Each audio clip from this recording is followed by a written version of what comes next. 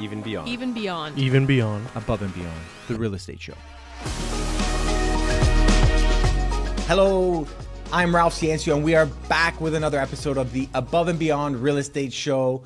My name is Ralph Ciancio, broker at RE/MAX Hallmark Ciancio Group, and I have my friend, my colleague, my business partner. We have Colin Noble, real estate extraordinaire, which is short form for extraordinary, and he's here joining us for another episode. How you doing today, Colin? We're excellent. We are extraordinary today. Extra. And I'm excited that we're back. Okay. It's been a bit of a hiatus, but we've been doing a lot of things behind the scenes. Yeah. But it's nice to be back on camera and back discussing everything real estate. Yes, yes. And in this show, we focus on real estate trends, topics, what's in the news for the GTA real estate market, York region in specific. I mean, both Colin and I, we service northeast part of York region, Markham, Stouffville, Richmond Hill, and then reaching into Uxbridge and some other parts of Durham as well. And we really want to we're just two guys that are passionate about helping people, focused on selling real estate, and we want to unpack the news. We want to bring some context and some color to the data that we see here. So exciting news this week as we had the September Market Watch come out. And so Colin, what did you think of the numbers as they came out?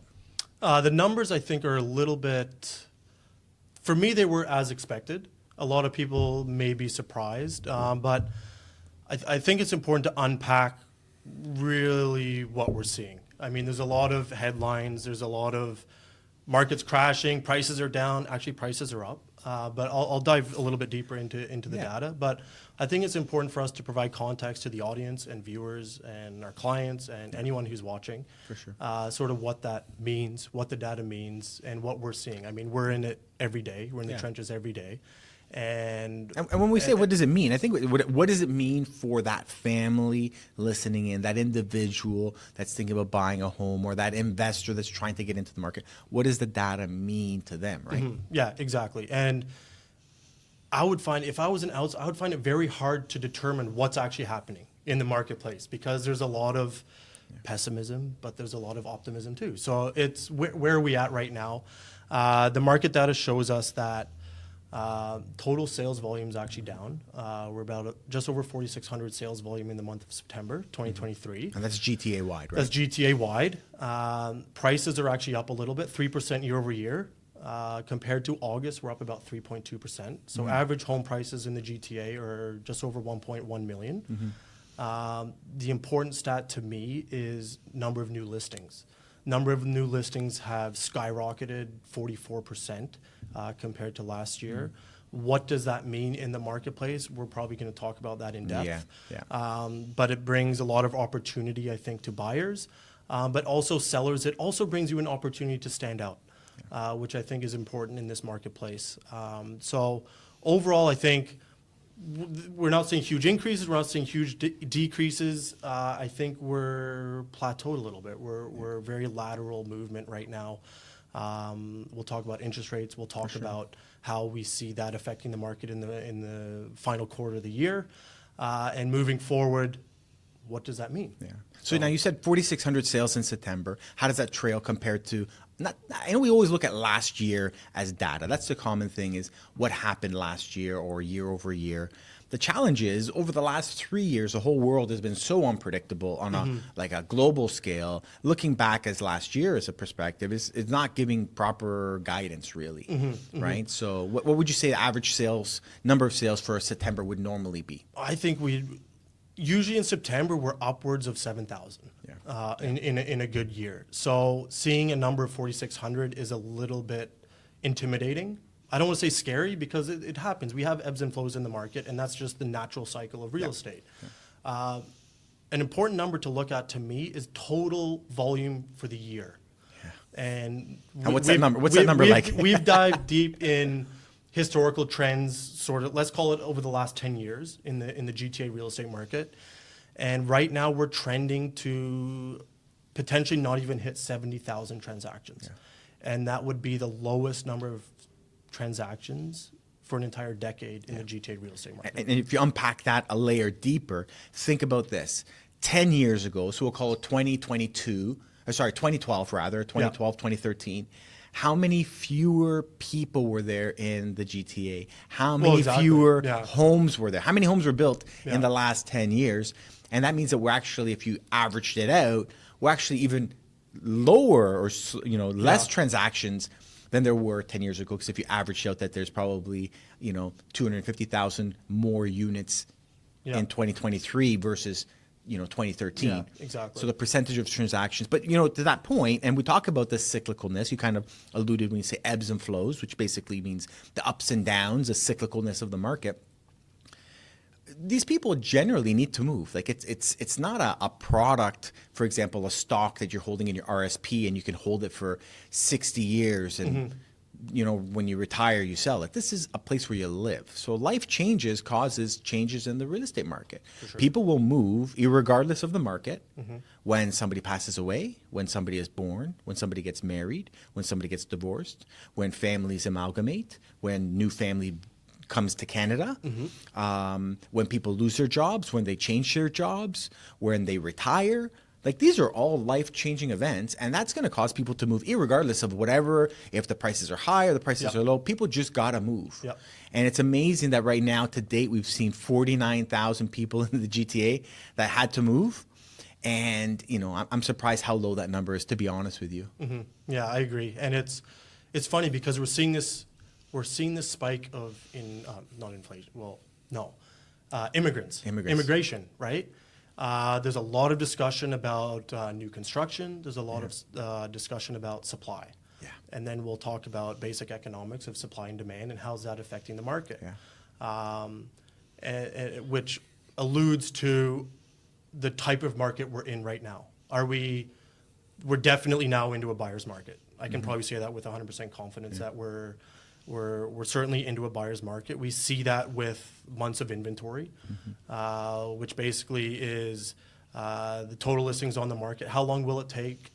If no new listings come to the market, how long would it take to sell all the current inventory? Right? So, for example, if there was, how many do you have in total for this month? We have 18,000. No, those are active listings. Yeah, So 18,000 with a consumption rate of 4,500. Yeah. So that's roughly 5 months of inventory. Yeah, which is, we haven't seen those numbers in many, many years, probably since 2018. I'll say that in Toronto, in the GTA. Sorry, in the GTA. Yeah, absolutely. We have to remember, we're talking about GTA. Yeah, specific, GTA. Right? And it's funny because we have friends that sell real estate through like coast to coast, basically. And in some markets, Halifax for a generation, the average months of inventory was between 8 and 14 months of inventory. It was normal, right? Yeah, and then when we hit, the kind of pandemic levels of people moving out of the province and retiring and, these life changes, for the first time in a generation, they were at like 2 months of inventory. They were getting multiple offers. And I was getting a call a week from friends that were selling real estate in Halifax saying, Ralph, I've never dealt with a bidding war. What do I do? Yeah, How do I deal with multiple offers? Yeah. And that's something that we just, over 15 years, probably 7 of those years that I was trading in real estate, were a strong seller's market. Probably more than that. Probably 9 of the 15 were a strong seller's market. And you speak about micro markets. I was at a seminar last week where we were speaking about specifically condos and pre-construction. And we did an analysis on months of inventory in Liberty Village in Toronto. And the number was 17. Wow. 17 months of inventory in Liberty Village. So what does that mean? It means that there's a whole lot of listings and not a lot of sales. Yeah. Right? So whether it's pessimism, whether it's affordability, whether it's, I don't know, it could be a number of things, but we haven't seen those numbers. I haven't seen them in my experience in the real estate world. So. And it's funny because as you're telling this story, or explaining that experience you had, I'm immediately brought to mind Frank and the Berries, which we talked about on the podcast before. Yeah. But for the listeners out there, I have this kind of mindset of when we were. This is one of Ralph's analogies. This is by the way. analogy. This Ralph's is analogy. Ralph. Take one. Ralph. So we had, when pause, count to 2. All right. 5,000 years ago, when we were living, in the wilderness and we were nomadic and we were tribes going around, area to area to feed. and there would be a new plant that nobody's ever seen before.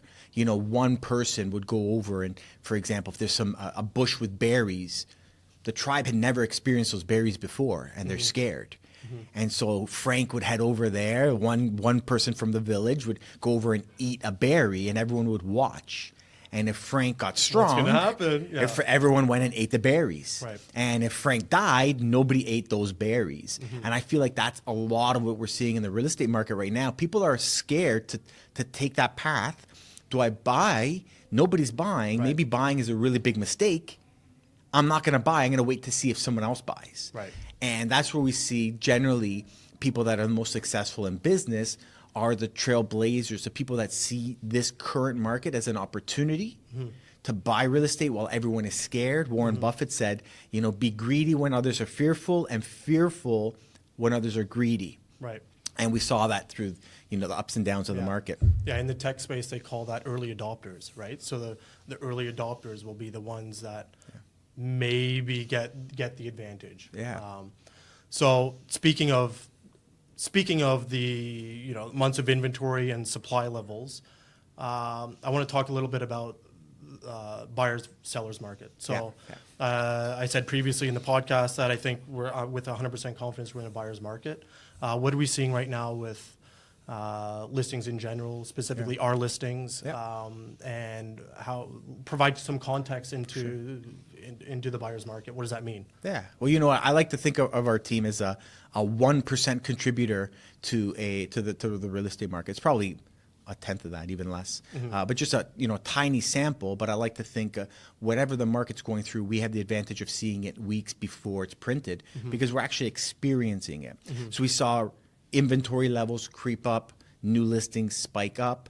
And we're seeing the same thing in our own book of business. The clients that we're helping sell their home, we have some amazing inventory in the pipe ready, and we're just basically mathematically planning who gets loaded on the MLS when, so that we're not flooding 15 new properties at the same time, which would make it harder for everyone to sell. We intentionally try to avoid competing against our own listings because it's not fair for the people who hire us. And that is really important. I know that sometimes people say, well, I want to work with an agent that has a monopoly on the area. And I said, well, if they got 5 listings on your street, all at the same price point, who are they representing? Who has the advantage, right? Who are they representing there, exactly. right? Yeah. And we want to make sure that every one home we sell is being treated like it's the one home we're selling at all. That being said, what we've noticed between the inventories that have sold versus the ones that are sitting stale on the market, a lot of it has to do with the overall appeal. Is it turnkey? It's the most turnkey properties right now are the ones that are selling. Agreed. Yeah. You know, the ones that need some work. Well, I don't know. I was going to replace the kitchen 12 years ago, but I didn't. Well, the buyers coming through the home are thinking, I don't want to change the kitchen either. Yeah. I think that comes down to rates, affordability, and where we're at right now. Well, it's more expensive to buy and close your home, which means there's less money for the fixer-uppers, the new kitchen, the new quartz countertops, the new flooring, the new whatever it is, right? So like you said, people want the turnkey. And we're seeing those properties turn over. And yes, we're in a buyer's market, but there's still bidding wars for those homes. I was in a bidding war on Monday. That's right. For a property in Goodwood in Uxbridge that was a very desirable home on a nice lot. That was priced properly in the market, in today's market, and we were bidding against 4 other offers. And that was fast. They weren't holding back offers, it was right? very fast. No, it was, I'd say, around a week on the market. Yeah. And it was marketed, showcased properly, and unfortunately we didn't succeed in the offer in the bidding war, but it sold for around $1 million, which is a pretty, I don't want to say entry level, but it's in an affordable price bracket, right? It's got a wide buyer base. There's a lot of buyers. Exactly. So to my point is, and your point is, homes that are marketed properly, priced correctly, and showcased well in the market are still turning over. But we're seeing a lot of homes that are not or might not be as appealing that are sitting for, I mean, I think average days on market's up a little bit. I mean, we're at 20 days on market, which still isn't crazy. Yeah. But we are seeing homes 60 days, 90 days on the market, right? Yeah. What we're seeing right now is we call it every home that sells has to have a wow factor. It's either going to be a wow in the house or it's going to be a wow in the price. That's basically it. Anybody that's not wowing Yeah. is not attracting buyers. And again, if we look at, for example, 1 in 5 homes will sell that month. For you to be the 1 in 5 or 3 out of 15 homes that sell in your neighborhood within a month, Yeah. you need to be wow. Yeah. And you have to decide whether it's going to be priced as a wow, very attractive, reasonable price, or wow in the finishes. Right. And I think we're having a lot of conversations, I'd say for the last month and a half, about people who are like, what do I do? Yeah. Do I buy? Specifically, I'm talking buyers. I'm a little bit bullish right now on buying because I think prices we're definitely on the downslope. Yeah. How far that downslope keeps going in terms of prices, we don't know. It's speculation, but I think we're almost at the bottom. Yeah. Yes, rates are still very high. We may see another increase at the end of the month. We might not. Yeah. What's that going to do to buyer demand? I think if we're stagnant, I think we may see an uptick in number of sales. And that to your point, that's what scares me the most. To be frank, what I'm most worried about is not this number or what this number means. Yeah. This is natural. This is what happens. Things happen. You know, the market goes up and the market goes down. What I'm more fearful of is the tsunami of the real estate market Yeah. in the spring of 2024, the fall of 2024. Yeah. Like that, Yeah. There's so much pent up demand, right? That it's Yeah. just gonna, like you said, a tsunami. I live 18 months in the future. When I'm Yeah. looking at things, like rarely do I think about what's happening right now. I think about what will happen 18 months from now, and that answers the question of what I'm doing today. And when I look at 18 months from now, we're gonna have another, like if the market is saying that houses are unaffordable or home prices are too high, 18 months from now it's gonna be reminiscent of the 2016, 2017 run-up Yeah. or the run-up we saw, after pandemic. Yeah. It's going to be a huge swing up. Yeah. As fast as it goes down, it's going to be another swing up. Yeah. So be ready. But I think that's important, and the conversations we're having with our clients right now is that forward thinking mentality Yeah, of. yeah.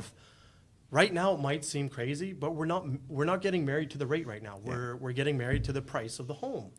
So it's an analogy of dating versus of marrying, right?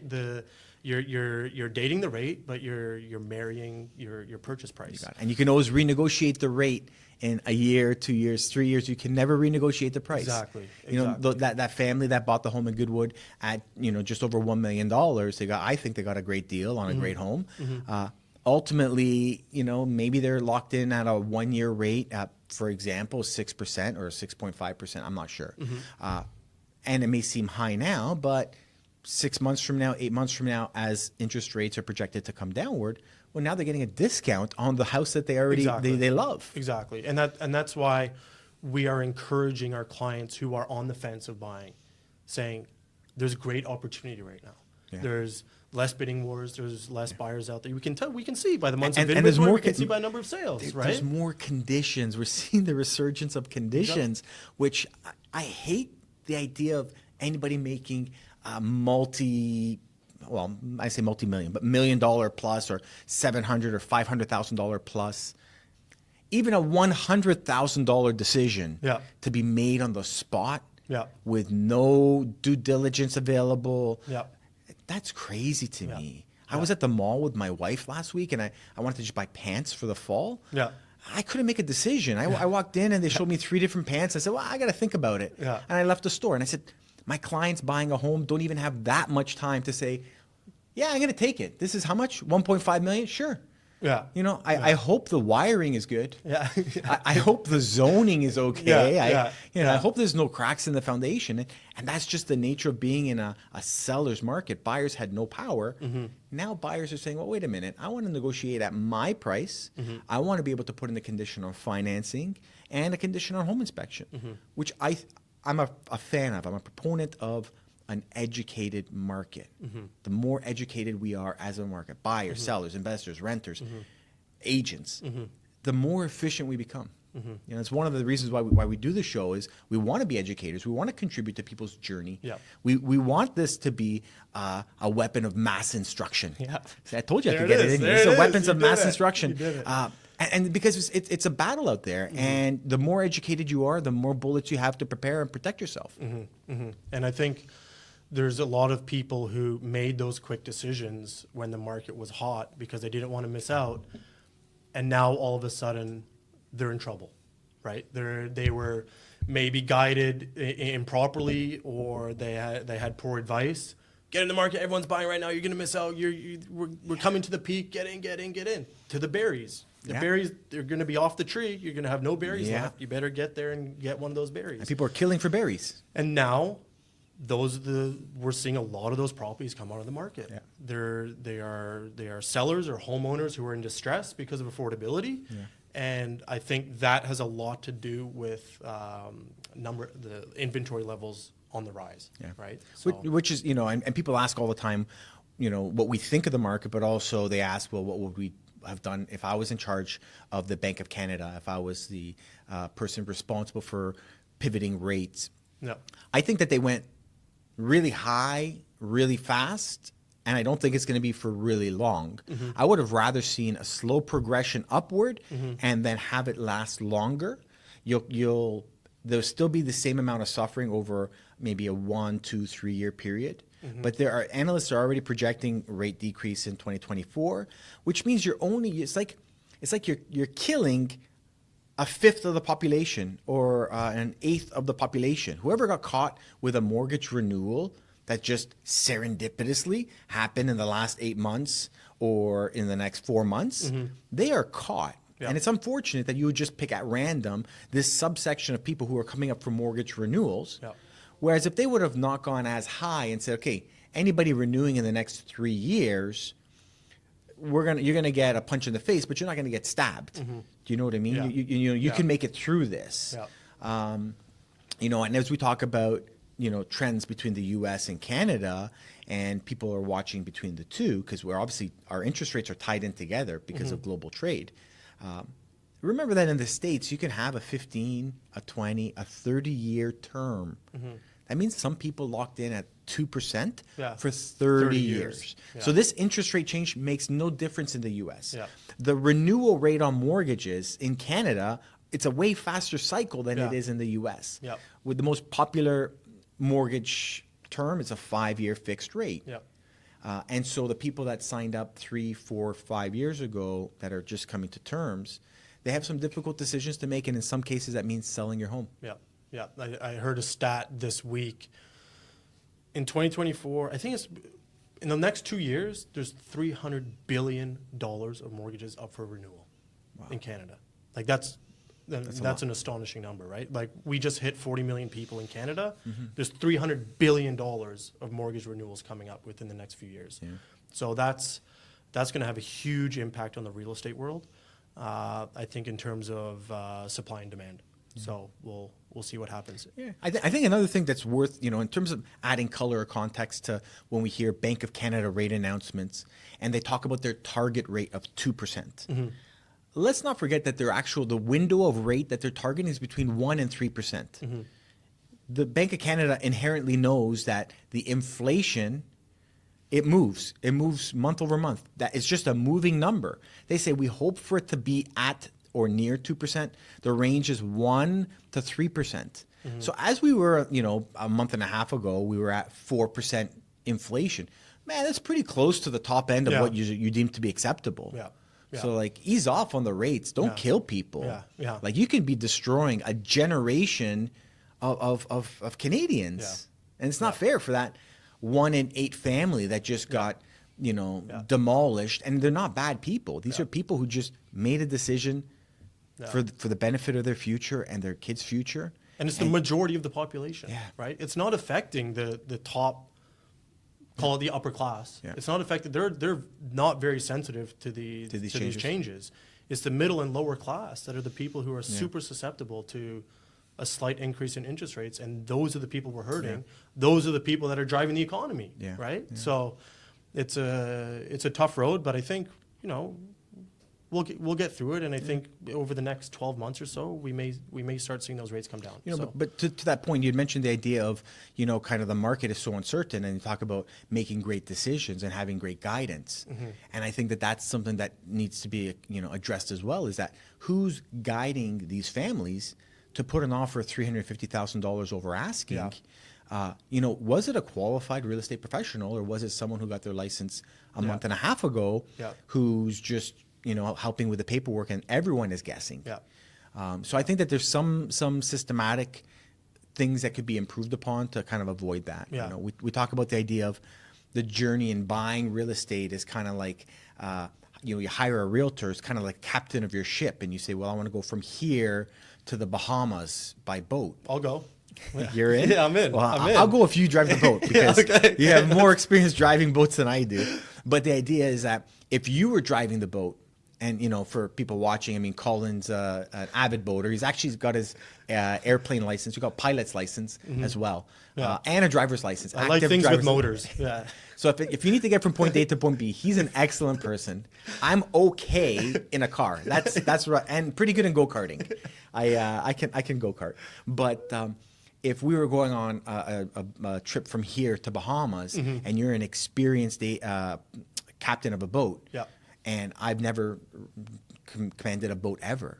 If everything is calm and normal, and the GPS is calibrated, and it's a straight line and it's mapped out, I could probably get us there if I had some basic instruction.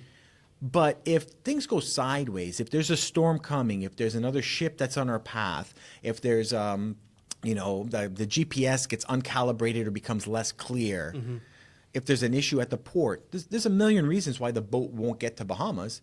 Whereas you're an experienced boater, you would have the ability to solve that path. Whereas in real estate, when you have someone that has experience to go through the good times and the rough times, you're in safer hands. Yeah, agreed. And I think that's we're seeing that specifically this year because of the numbers we're seeing in the market. A lot less sales. So.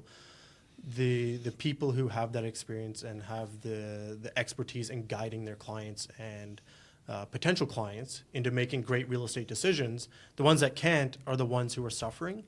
But it's tough to say, but I think it's good for the industry because we want people who are providing sound advice to clients who are making great real estate decisions, because it's hard to see people who made poor decisions because they had wrong advice. I just had an inspiring idea. Wouldn't it be awesome? Now, I hope Rico doesn't listen to the show. Hey, they might. Rico's a Real Estate Council of Ontario. But I just had an idea. Wouldn't it be neat if agents that were helping people buy a home, if they got in the financial world, in the financial markets, you get what's called a trailing commission. So you get a commission now when you buy a stock, and then you get a small commission a year later, a year later, a year later. Sometimes 7 years later, you're still getting a small commission based on a transaction you guided them. Wouldn't it be neat if we got, as an industry, a commission that was smaller at the start, and you got just a little bit of, compensation later on, and if the market went down, you actually had to contribute. You participated in the losses as well. That'd be because right now there's no, the agent helps somebody buy a home. They get a paycheck. Hopefully they guide the client well. But if the client loses $500,000 in 18 months, the agent is probably on a boat to Bahamas with Colin. So that's hopefully Colin's driving, not Ralph. But that would be a neat way where there's some participation in the losses. It's like a metric of making sure you provide proper advice. Right? Yeah. You're as vested because you're doing as you do, not as you just say. Yeah. Exactly. Well, that being said, do as you do. We hope that you enjoy the content that we're putting out here. And again, our goal is to educate, to provide some context, and to make your journey as smooth as possible. So please just like, comment, subscribe, whatever the button's flashing for you to do, just do that. Help us out. And, as we wrap up the episode, any last thoughts, Colin? No, I mean, happy Thanksgiving. If I think this might be coming out around Thanksgiving. We'll this see, week. more or less, I don't know, yeah. more or less. Thanksgiving-ish. It's hard to be timed to be probably on a podcast, but hope everyone's having a great fall. I'm very optimistic about the market. I'm quite confident that we're still in a good place. There's no alarm bells going off, and we're going to have a great end of the year. As we talk about Thanksgiving, give me one thing or two things you're most grateful for. Number one, family, always family. 2 beautiful daughters at home. Yeah. It's Really cute. Emma's first birthday on Halloween, Oh. so it's an exciting time. So thankful for family, thankful for friends, and just we live in a great place that we shouldn't take for granted. Yeah. Yeah. Yeah, absolutely. How about you? Yeah, definitely. Family, health. They say a man with a million. What do they say? A healthy man has a million dreams. A sick man has one. Right. Yeah. That's So great, I don't want to get to the point where I wish I have that one dream. One right? dream. No. Yeah. I want to be grateful for it. So Amazing we're stuff. lucky, and We're thankful for our listeners Yeah. and all of our people who support us and our clients. Yeah, So, and to the point, even the people behind the scenes. Yeah. People can see us on the camera. They can see us, on social. And there's a lot of people that help. Are mentors for us. Are technically involved in this production.